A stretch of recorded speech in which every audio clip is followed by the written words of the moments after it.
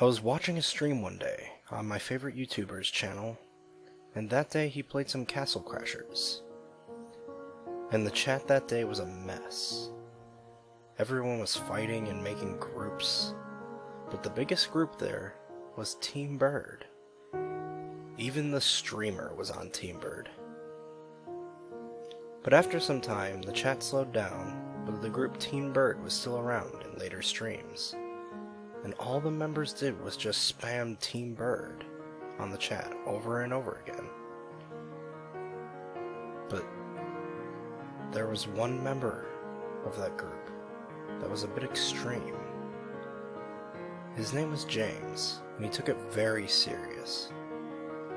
If anyone dissed or talked bad about Team Bird, he would send people really disturbing messages. Eventually, people stopped talking bad about Team Bird, and James didn't send any more messages. But then about 1 month later, I showed my friend Alex the stream. And he was the kind of person to piss people off for fun. And about 10 minutes into the stream, everyone started to spam Team Bird!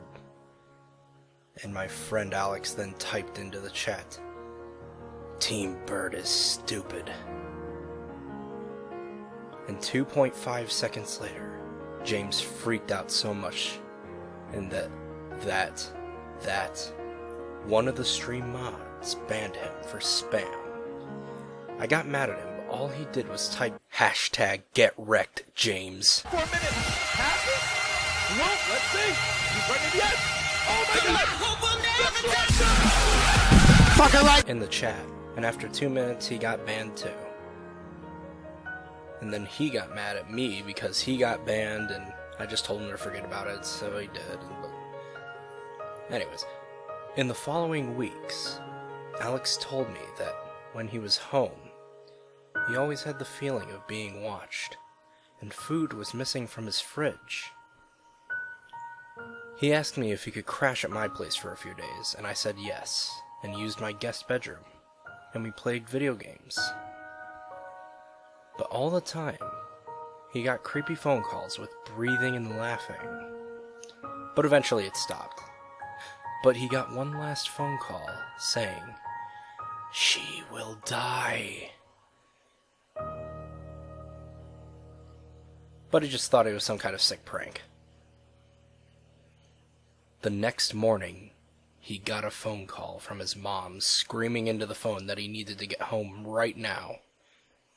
When we got there, we were shocked to see police cars outside of the house. His mom stood on the door, screaming and crying, while the police tried to calm her down. We asked what had happened, and the police officer told us that his sister was murdered the night before at 11:24 p.m. In fact, it was only 5 minutes after that creepy phone call. When the cops searched the house, they found that he had lived in the walls and the attic. They found her body in the kitchen. Our biggest kitchen knife was gone, and a dead bird laid beside her body. And to this day, they haven't found him. But the most creepy thing about it all was that in her pocket,